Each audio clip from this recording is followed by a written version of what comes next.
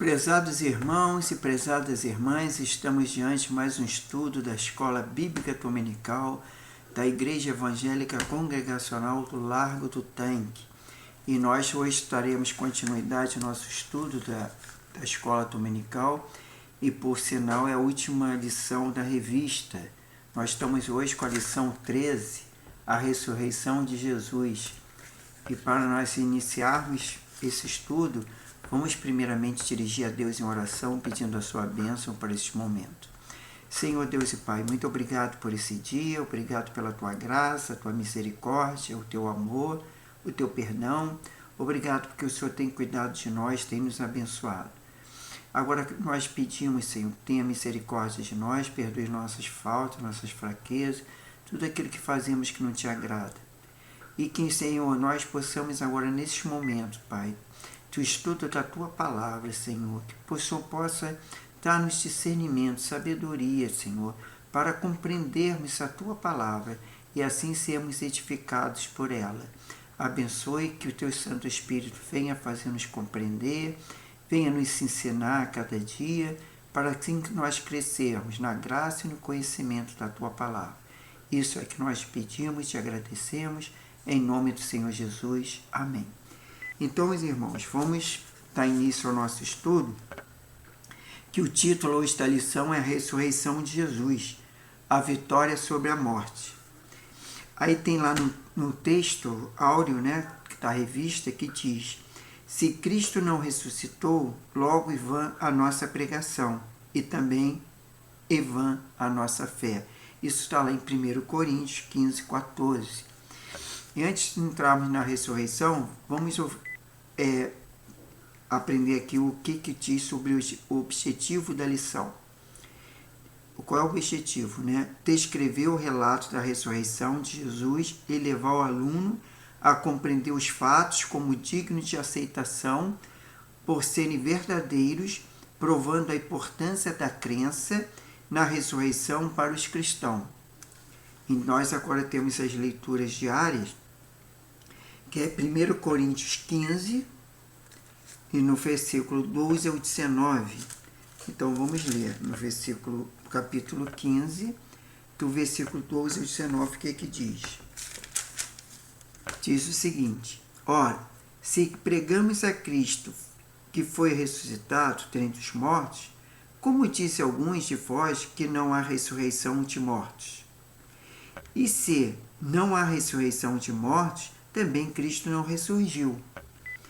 E se Cristo não ressurgiu, logo vã a vossa pregação e também a vossa fé.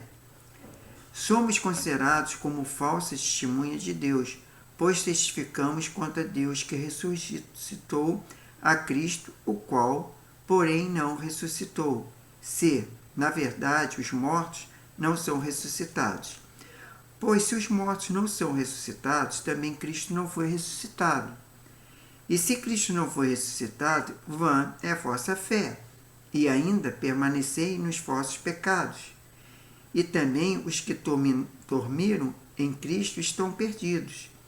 Mas se esperamos em Cristo, mesmo só nesta vida, somos dos mais infelizes de todos os homens. Quer dizer, se nós apenas limitarmos essa vida, nós somos mais infelizes de todos os homens. E agora, na terça-feira, nós temos 1 Coríntios, do capítulo 15, mais do versículo 20 ao 28. Vamos lá. Mas, de fato, Cristo ressurgiu dentre os mortos, ele foi feito a primícia dos que dormem. Pois assim como a morte veio por um homem, também a ressurreição dos mortos veio por um homem. Pois assim como todos morrem em Adão, assim todos serão vivificados em Cristo. Mas cada um por sua ordem, Cristo as primícias, depois que são de Cristo na sua vinda. Então virá o fim, quando estiver entregado o reino de Deus ao Pai. E quando houver destruído todo domínio, e toda autoridade, e todo poder.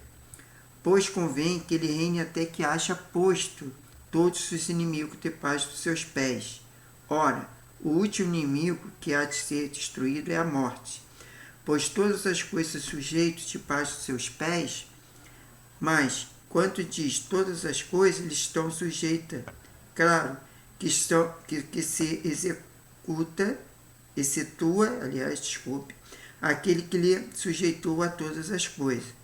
E quanto todas as coisas lhe estiverem sujeitas, então também o mesmo Filho se sujeitará àquele que todas as coisas lhe sujeitou, para que Deus seja tudo em todos. Amém. Na quarta-feira temos 1 Coríntios 15 a 30 a 58. Então vamos dar continuidade, agora pegando o capítulo 30, né? Eu não sei porque ele pulou o 29, já que ele no anterior, na terça-feira, ele colocou capítulo 15, 20 a 28. Então vamos ler o 29 até o 58. Vamos lá. O que diz o 29? De outra maneira, que farão os que te batizam pelos mortos? Se absolutamente mortos não têm ressurgem, por que batizam eles estão pelos mortos? Por causa que estamos nós também a toda hora em perigo. Eu vou ter claro que cada dia morto, gloriando-se em vós, irmãos, por Cristo Jesus nosso Senhor. Se como homem lutei em Éfeso, e com feras, e que me aproveita isto, se os mortos não ressuscitados. Isso é o apóstolo Paulo falando. Comamos e bebamos, pois amanhã morreremos. Não vos enganeis, as más companhias corrompem os bons costumes. Voltai à sobriedade e não pequeis, pois alguns ainda não têm conhecimento de Deus, digo para vergonha vossa. Mas alguém dirá, como ressurgirão dos mortos? Por que corpo virão? Insensatos, que tu semeias não é vivificado, se primeiro não morrer. E quando semeia, não semeia o corpo que há de nascer, mas a simples grão, como o trigo ou qualquer outra semente. Mas Deus lhe deu o corpo como quer, e cada semente seu próprio corpo. Nem toda a carne é mesma, é uma carne dos homens e outra dos animais, e outra das aves e outra dos peixes. Há corpo celeste, há corpo terrestre, mas uma é a glória dos celestes, outra é dos terrestres. Uma é a glória do sol, e outra a glória da lua, e outra é a glória das estrelas. Uma estrela difere em glória de outra. Assim também a ressurreição dos mortos semeia o corpo em corrupção, e ressuscitado em corrupção. Semeia em economia e ressuscitando em glória. Semeia em fraqueza, ressuscitando em poder. Semeia o corpo animal, ressuscitando o corpo espiritual. Se há corpo animal, há também corpo espiritual. Assim também está escrito, o primeiro homem, Adão, foi feito alma vivente, e o último Adão, espírito vivificante. Mas não é o primeiro espiritual, senão o animal, e depois o espiritual. O primeiro homem, sendo da terra, é terreno, e o segundo homem é do céu. Qual o terreno, tais são também os terrenos, o qual o celestial, tais também os celestiais. E, assim como trouxemos a imagem dos terrenos, assim traremos também a imagem dos celestiais. E agora te digo isto, irmão, que a carne e o sangue não podem herdar o reino dos céus, nem a corrupção herdar a incorrupção. Eis que vos digo, o ministério, na verdade, todos dormiremos, mas todos seremos transformados. No momento em um abrir e fechar dos olhos, e soar a última trombeta, pois a trombeta soará e os mortos ressuscitarão, incorruptível, e nós seremos transformados. O apóstolo Paulo fala isso aí aos Coríntios, nessa questão do arrebatamento, já na volta de Jesus. Ele diz que todos nós seremos transformados. Agora, voltando ao versículo 53. Pois convém que isto que é corruptível se revista até incorruptibilidade, e que isto que é mortal se revista até imortalidade. E, quanto isso é corruptível, se revestir até incorruptibilidade, isto que é moral se revestir até imortalidade. Então se cumprirá a palavra que está escrita: tragada foi a morte na vitória. Onde está, a morte, o teu aguilhão? Onde está, a morte, a tua vitória? Ora, o aguilhão da morte é o pecado, e a força do pecado é a lei. Mas graças a Deus que nos dá a vitória por nosso Senhor Jesus Cristo. E agora o último versículo, 58. Portanto, meus amados irmãos, sede firmes e constantes, sempre abundantes na obra do Senhor, sabendo que o Senhor e vosso trabalho não é vão. Então agora partiremos para Atos, capítulo 13, versículo 37. Vamos lá para Atos 13. Vamos ver o que diz em Atos 13, versículo 37. Está dizendo assim, mas aquele que em Deus ressuscitou, nenhuma corrupção viu. Esse foi o caso de Jesus, né? Que ele não tinha corrupção, porque ele não tinha pecado. E na sexta-feira temos Romanos 8, 11. Então vamos partir agora para Romanos 8, versículo 11. Está aqui, Romanos 8, versículo 11. O que diz? É isso mesmo. Se o Espírito daquele que dentre os mortos ressuscitou a Jesus habita em vós, aquele que dentre os mortos ressuscitou a Cristo Jesus vivificará também os vossos corpos mortais, pelo Espírito que em vós habita, que será o Espírito Santo. E agora na sábado, 1 Coríntios 6,14. Vamos lá para 1 Coríntios 6,14. O que diz? 1 Coríntios 6, ora, Deus que ressuscitou o Senhor também vos ressuscitará pelo seu poder. Quer dizer, nós todos seremos ressuscitados. Tanto aqueles bons como maus. Uns para a vida eterna e outros para a perdição. E no domingo, Atos 3,15. Então vamos lá para Atos 3,15. O que diz Atos 3,15? Mataste o autor da vida, ao qual Deus ressuscitou dos mortos, do que nós somos testemunha. Quer dizer, nós somos testemunha, não porque nós estamos presentes, ou melhor, estivemos presentes lá na ressurreição de Jesus, quando ele ressuscitou lá da sepultura, no qual ele estava morto e foi enterrado. Mas nós somos testemunha porque nós, pela fé, nós cremos que Jesus morreu na cruz e que também ressuscitou e está à direita de teus pais no céu, teus pais, né? Então, por isso que nós somos testemunha disso, porque é mediante a fé, não que nós estivéssemos lá e tenha visto isso. Então, vamos entrar agora na introdução da revista, que diz o seguinte, o autor fala, algumas doutrinas são basilares para o cristianismo. Dentre elas se encontra a crença integral da ressurreição de Jesus Cristo. Uma correta compreensão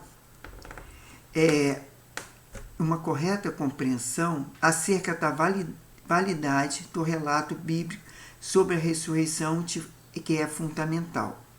Importância para aqueles que não sejamos enganados por afirmações controvertidas, que não possuem fundamentação ou sustentação bíblica. Por isso que eu digo, a nossa fé é mediante a palavra de Deus, a Bíblia, que no qual fala que Jesus morreu e ressuscitou. Assim veremos o relato e a veracidade e a importância da ressurreição para a fé cristã. Já na página 58, no número 1, nós temos como subtítulo o relato da ressurreição. Então vamos lá. Aquele poderia ser mais o início de uma manhã de domingo, para alguns, mas para algumas mulheres seria mais um dia de enorme tristeza, com o objetivo de perfumar e embalsamar o corpo de Jesus, como era costume cultural daquela época. Maria Madalena, Maria, mãe de Tiago e Salomé, foram também ao sepulcro, conforme Marcos 16, 1 e 2.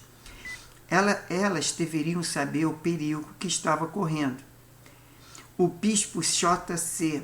Riley afirma que era preciso muita coragem para fazer o que as mulheres tensionavam, pois, ao visitar um sepulcro na penumbra do alvorecer, nos países do Oriente, submeteria a aprovação às maiores das mulheres, sob qualquer circunstância, porém visitar o sepulcro de alguém que for executado como malfeitor, qualquer que levantasse bem cedo a fim de honrar a alguém que a nação dele havia desprezado, isso de fato era um notável sadia, né? Isso, as mulheres foram corajosas, né?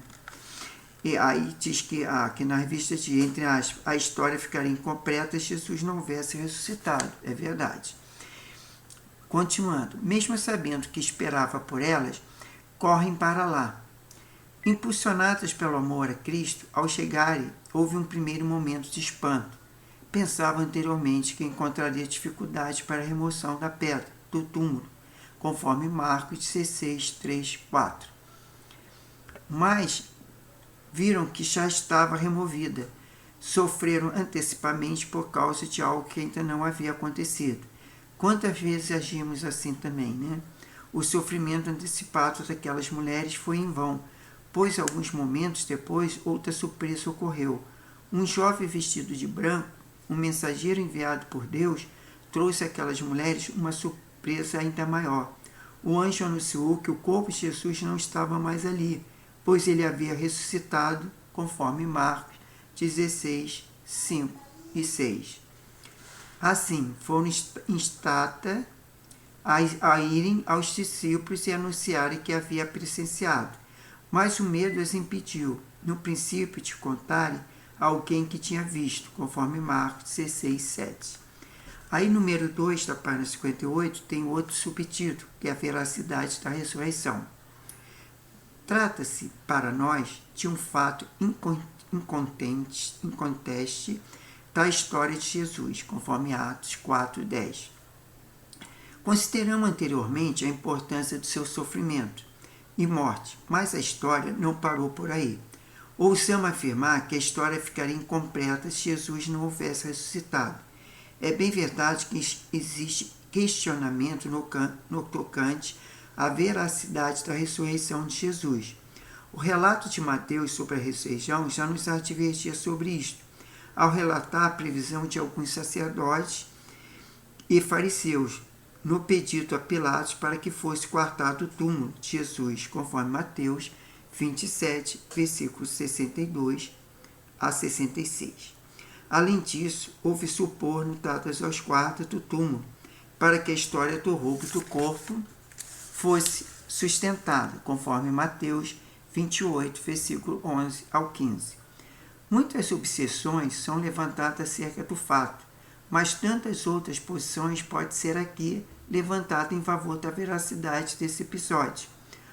O teólogo Karl Barth afirmou que a ressurreição é o acontecimento fundamental que ocorreu antes das portas de Jerusalém. Aos anos 30, conquanto ali teve lugar que foi descoberta e ficou conhecida nesse sentido e pós o fato histórico. O referendo Hernandes Dias Lopes fala-nos que a ressurreição é fato incontroverso por 3 razões. Vamos lá ver as 3 razões. A primeira, a pedra removida, fato que só poderia acontecer com a força pelo menos de 20 homens. Segundo, o testemunho angelical, que a despeito dos guardas desmaiados, conforme Mateus 28, 4, informa as mulheres a notícia alvissareira. Terceiro, o túmulo vazio, fato que as mulheres tiveram o privilégio de ser as primeiras a presenciar, conforme Mateus 27, versículo 61, Marcos 16, versículo 1, Lucas 23, 55 e 56, e depois 24, 1 a 3, e João 20, versículo 1. Por muitas outras vezes, Jesus apareceu aos seus discípulos, conforme Atos 2, 32. Outras pessoas o viram, além daquelas temerosas, mais ousadas e apaixonadas mulheres. A dureza e a incredulidade dos corações foram surpreendidas nas muitas das suas aparições pós-pascuais. Jesus ressuscitou e a Escritura afirma isso. A história, livre de preconceito, não pode questionar essa verdade. Nós cremos nisso e quartamos ansiosos sua segunda vinda para buscar. No relato lucano da ascensão, Lucas 21, 11, a promessa da sua volta é reforçada e nós estamos confiando nisso. Aí o leitor, o escritor, melhor dizendo, tem aqui que ele fala assim, entre aspas, o servo sofredor, Tilanhen, é o Deus encarnado, ressuscitou, está vivo, assentado à testa do Pai, intercede por nós, fecha aspas. Agora, na página 59, temos o item 3, que é o subtítulo A Importância da Ressurreição. O grande perigo existente na construção de uma boa cristologia, quer dizer, doutrina de Cristo, é a diferenciação fundamental entre suas naturezas humanas e divina. A definição de Calcedônia, concílio ecumênico aceito, por todos os ramos do cristianismo, afirma que Jesus Cristo possui a natureza humana e divina indivisível. Isto é uma advertência que não deixemos de enfatizar nenhuma das suas naturezas. O perigo da ênfase demasiada em sua natureza divina é o esquecimento da humanidade de Jesus, dos evangelhos, melhor dizendo. O servo de Deus que esteve entre nós, sofreu conosco e morreu por nós. Mas, do outro lado, também deve ressaltar que este mesmo servo sofredor é o Deus encarnado, ressuscitou, está vivo, assentado à testa do Pai e intercede por nós. Em suas mãos estão todo o poder e autoridade, conforme Mateus 28, 18. E o Cristo sofredor crucificado, conforme 1 Coríntios 1, 23, versículo 2. E temos sob o poder de Pôncio Pilatos está vivo, pois foi levantado dentre os mortos. 2 Coríntios 3, versículo 14. Sob o poder de Deus, conforme Efésios 1, 18 e 19, ele está acima de tudo e de todos, e possui um nome que é sobre todo nome. O Cristo crucificado também é o Cristo glorificado. Não podemos esquecer disso. A crença na ressurreição, para quem diz que ser cristão, não é algo opcional, conforme Romanos 4, versículo 24. Ou seja, é impossível que alguém diga, eu sou cristão, e não crê que Cristo ressuscitou, conforme Atos 3, versículo 15.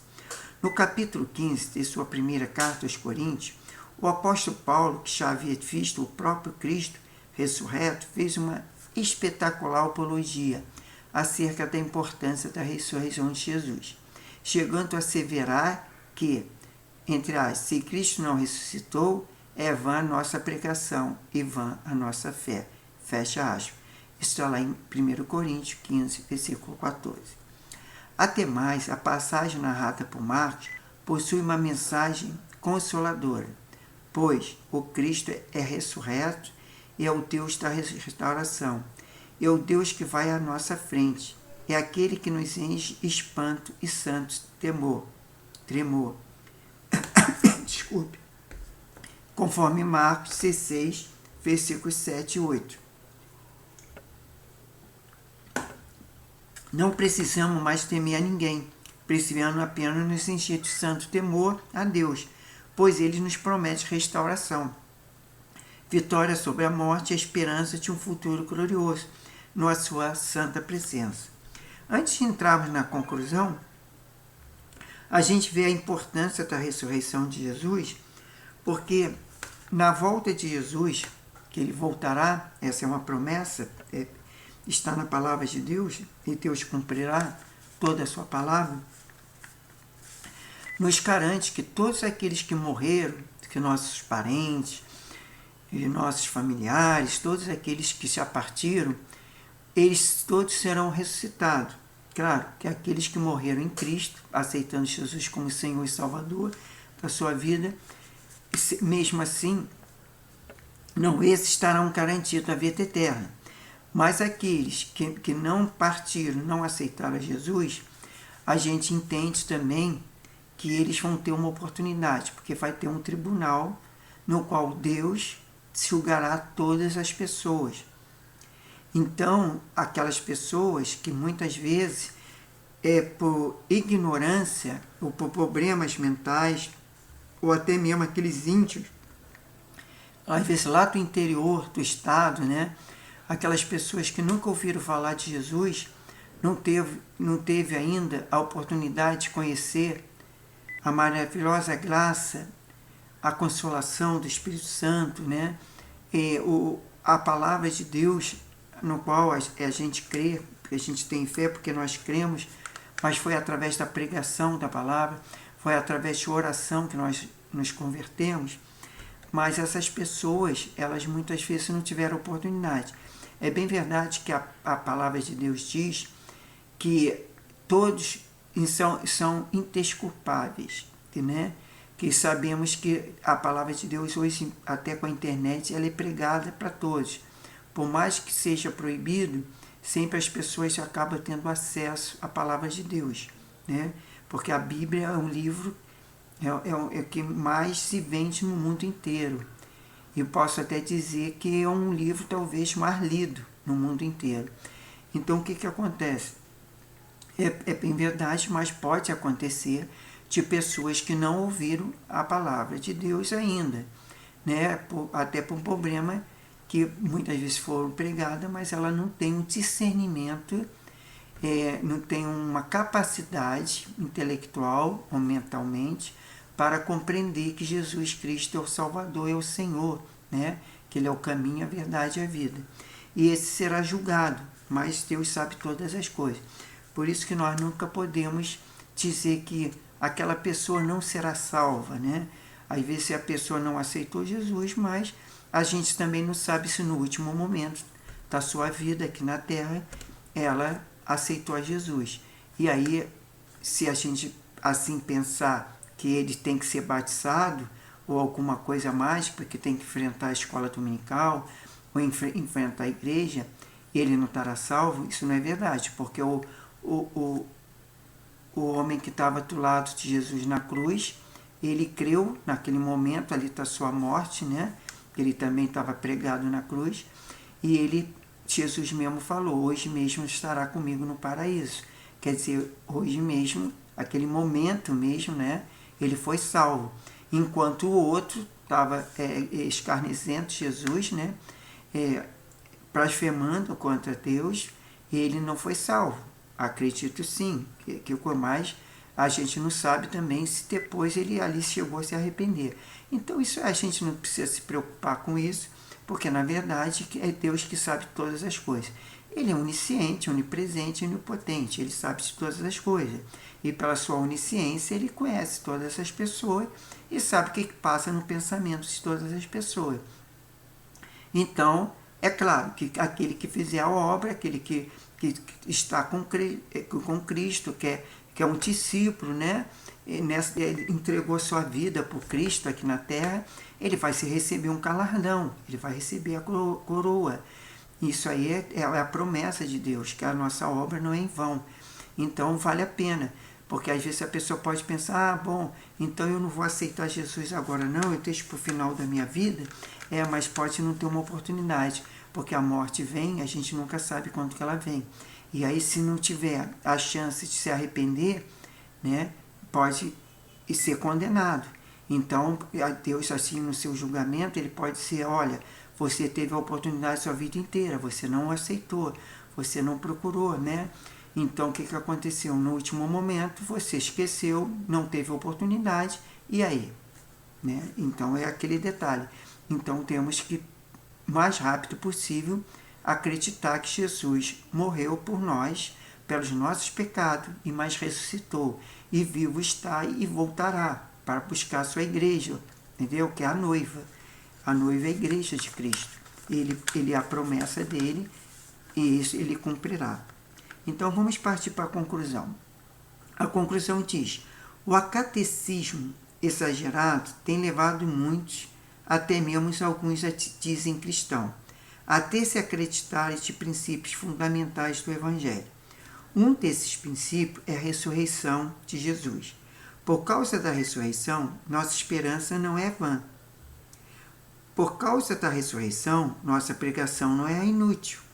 Cremos num Cristo poderoso que está vivo e sua presença se faz notória no meio da igreja.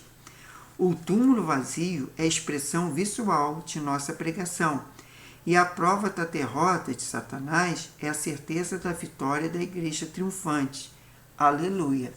Então, terminamos essa revista. Essa foi a última lição, tá? O pastor já, naturalmente, já providenciou a nova revista, né? Então, a partir do domingo que vem, nós vamos estar com uma nova revista. Essa foi a revista de Marcos, certo? A Marcos, né? O Evangelho do Servo. Isso aqui foi a nossa revista que nós estudamos, a lição 1 à lição 13. E hoje nós chegamos à última lição. Então, vamos agradecer a Deus, pedindo a sua bênção para nossas vidas, né? E por mais terminarmos essa lição, que foi muito preciosa para nossas vidas. Espero que também foi muito preciosa para a vida de cada um que assistiu a live. Vamos orar. Senhor Deus e Pai, muito obrigado por esta revista, por essas lições. E nós chegamos ao final, Pai. Mas nós continuaremos a estudar, continuaremos com a escola bíblica dominical, porque é imprescindível para nosso crescimento, Pai. É através da Tua palavra que nós cremos, é através da Tua palavra que nós vamos crescer espiritualmente. Por isso, venha nos dar compreensão, discernimento, sabedoria, e que cada um, Senhor, que está assistindo essa live através das redes sociais, que o Senhor possa estar abençoando, Pai. E se porventura tem alguém que ainda não confessou Jesus no seu coração, Pai, que não acreditou que Jesus é o caminho, a verdade e a vida, que Ele veio para nos perdoar, para nos salvar, para nos libertar de todo o mal, Pai. Que faça isso, que o Seu Espírito Santo convença, Pai, da justiça, do juízo e do pecado, e convença que Jesus Cristo é o Senhor e o Salvador. E nós precisamos dessa salvação. Nós precisamos estar no reino dos céus, Pai. Por isso, Senhor, abençoe cada vida, converta cada vida, Pai. Livra-nos do mal.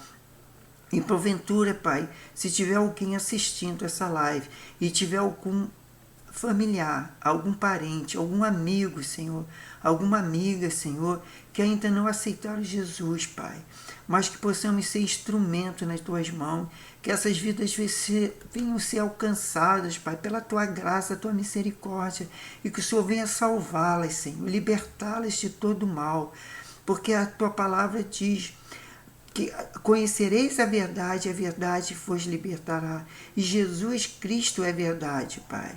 Por isso, Senhor, nos abençoa. Ter um domingo de bênção, de paz, de alegria, Pai. E ter uma semana frutífera, uma semana abençoada, Pai. Livra-te de assalto, de roubadores. Livra, Senhor, de homens, mulheres, Senhor, que ficam muitas vezes cometendo crimes, Pai. Mas converta essas vidas, Pai. Liberta elas do crime, Pai. Tenha misericórdia da nossa nação. Abençoe o Teu povo, Senhor. Levanta intercessores. Levanta as pessoas envolvidas com a Tua palavra, com o Teu ensinamento, Pai. Ó Deus, que possamos fazer a Tua obra com alegria, com amor. E livra-te de todo o mal. É que nós te pedimos, já te louvamos e agradecemos. Em nome do Senhor Jesus. Amém. Então, os irmãos, fiquem na paz e que Deus abençoe a todos.